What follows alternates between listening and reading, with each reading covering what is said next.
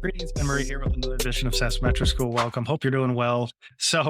Just last week kicked off the February cohort of my SaaS Metrics Foundation course. Hold this about 3 times a year and get a lot of great questions in there. And one question, which is a great question: what is the source of truth for bookings data? Now, if you'd like a review of what is a booking, check out episode 25 for a bookings breakdown.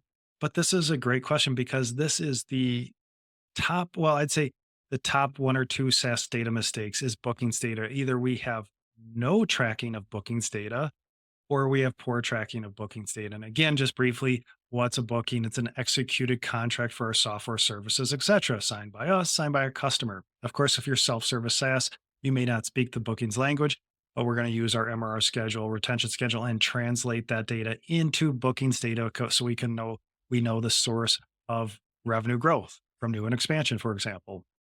So back to the question here, what is the source of truth for bookings data? If we have that outbound motion targeting mid-market enterprise customers using a CRM system, and according to my tech stack report, top players there, HubSpot, Salesforce, no surprise. But the source of truth should be coming from our CRM data.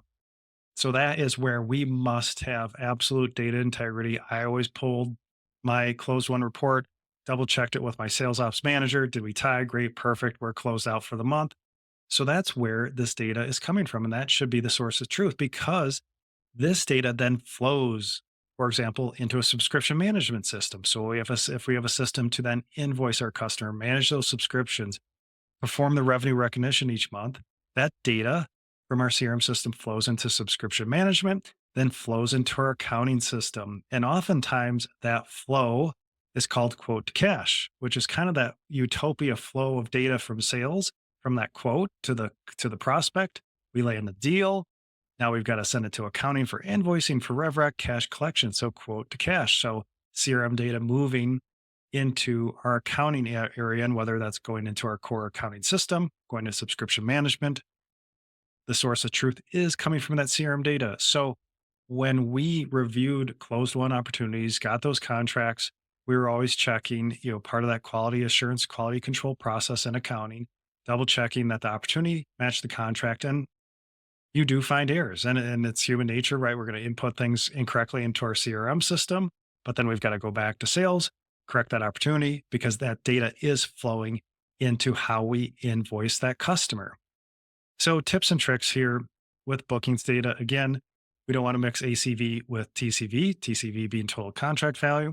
We want to have revenue categories in our opportunity. So we know, is that ARR? Is that variable revenue? Is it services? And so on. And of course, we want to keep new from expansion separate in our opportunity data. So we know brand new business and we know the net expansion from our existing customers. So a little bit, again, yesterday covered one-time revenue versus variable revenue. Today, talking about the source of bookings, or the source of truth for bookings data.